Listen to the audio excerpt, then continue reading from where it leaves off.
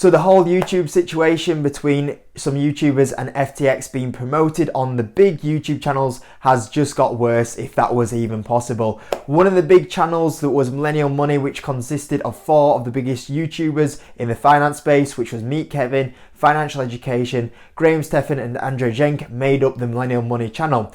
That has since been deleted in the last 24 hours, and there was no explanation why. The channel has just totally gone, as well as all the videos. Now, we generally do know why the videos have been deleted, is because it promoted the Ponzi scheme FTX in every single video, and obviously them 4 YouTubers were paid very good money for promoting that scheme or that platform, which has now gone bankrupt and cost millions or thousands of subscribers who probably use that brokerage because they recommended it, has now gone bankrupt and cost them, their subscribers, money, and they have just run away, took the money, no apology, and just deleted the channel. And I think it's now time for them 4 YouTubers who did also, some of them, promote FTX on their own channel, for them to leave the YouTube scene. In my opinion, in the last few days, we should have seen all 4 of these YouTubers come out and apologise for recommending this scheme to their subscribers and taking paid promotion, which was up to $100,000, $200,000, $300,000 to promote this product, and it was not a good product to be promoting to their audience. Them guys, as some of the biggest YouTubers on this space, have a standard to behold where they're not recommending these sort of products to their subscribers. This is totally different from giving your opinion or potentially talking about stocks that you could potentially buy and giving your opinion on that. This is actually them being paid to promote these terrible products to their audience, and I'm very sure if they weren't being paid very good amounts of money, they probably would have not promoted these products to their audience. And the worst thing from this situation is that, knowing what's gone on, if these people that were promoting these products had the opportunity once again to take that payment or take another payment in the future to promote a similar product, they probably would do that, and nothing has really changed from where we were at a few weeks ago. Now, since the whole FTX situation happened, we have seen Graham Stephan at least be the one out of the 4 that has come onto the YouTube scene to kind of say some sort of apology.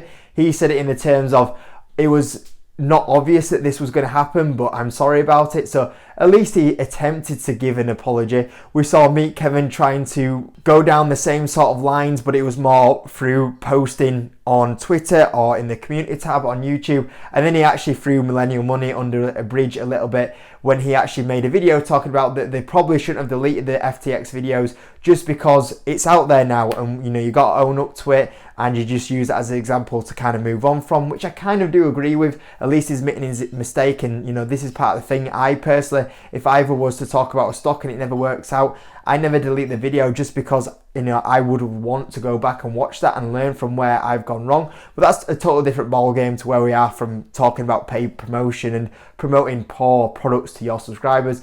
We actually saw Financial Education come out and make a video about the whole FTX situation, and then in that video and talking about sponsorships, and in that video he did not even once mention in the video that he was someone who took paid promotion from FTX to promote it, which was just absolutely insane. Imagine making a video about this going bankrupt and then in the video not mentioning that you were working with them and promoting the product and you took payments and now it's bankrupt.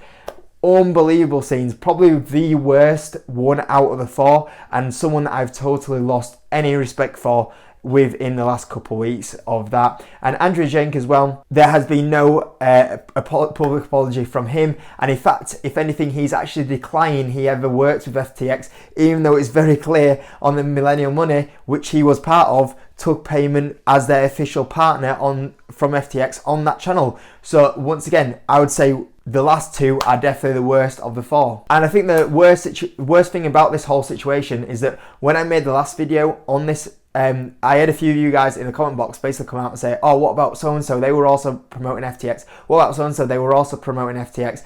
And that's a big problem, is that at the moment, a lot of these big finance YouTube channels actually think they can do what they like. They can generally promote what they want, take payments for what they want, and have no consideration for the subscribers. And it's unbelievable how many of them big YouTubers are currently in that situation doing that.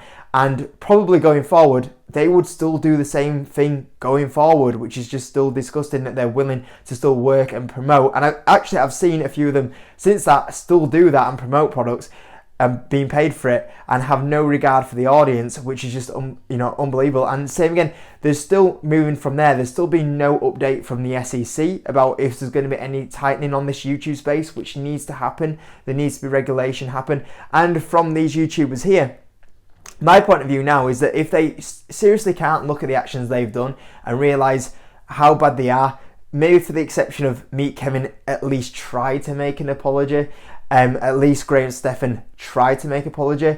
But you look at what they are trying to, at least own up to the mistake that you've made and, come out and apologise to your audience for promoting this product with a lack of research that is terrible for your audience. First of all, make a public apology. Second of all, openly admit how much you were paid to promote this product. And then thirdly, be honest. You took dirty money that you knew would be dangerous to your subscribers. You took dirty money to promote a terrible product to your audience. And sure, a lot of them have gone out or you'll see them go spend all this money and maybe go buy a new house with what they're being paid in this dirty money. It's time to own up and go, you know what? If you have any respect for your audience, you give that money back to charity. That is clearly what you would be doing right now in this situation, because if you're willing to still keep that money and apologise, it's not really an apology. Oh yeah, sorry that I recommended you a bad product, but at the end of the day, I'm still going to keep this 300 grand that they paid me to promote it over the last 12 months. It needs to have some sort of punishment for the actions and the cost that would have had on their audience. And otherwise, we're just going to get in the cycle where, okay, I'm going to apologise for it. Let's pretend it never happened, forget about it. And within, 2, 3, 4, 5 months time, same thing happens, promote another poor product to the audience. So something needs to be done here. And the fact that these four in particular think they can just walk away with this and brush it under the carpet and pretend it never happened is honestly pretty disgusting, and honestly shows no respect to their audience and clearly shows they have no conscience about what they're actually pushing. And they have clearly got to a point where they think they're in an untouchable space now, and there needs to be some consequences to these actions, because like I said, the consequences that it's had on the audience is massive, and they need to obviously have some punishment for that. So yeah, I think if I was in their situation now, either it comes down to the apology, or they should seriously be looking to move off this YouTube platform, because obviously the big thing is that more than anything, they're hurting their audience and they're giving financial opinions or pushing products that they clearly aren't good products just because they're getting paid very good money for it, which we obviously don't want to continue on this YouTube space. So thought I'd make that a little bit of an update there, and hopefully supporting some of these smaller finance YouTubers that have been coming out and calling for these YouTubers to have some punishment for actions, and hopefully it kind of continues, because these guys that are at the top of the food chain are obviously damaging this space for everyone at the moment, and it needs to improve. So that's my thoughts on it at the moment anyway, guys, and I'll catch you in a bit.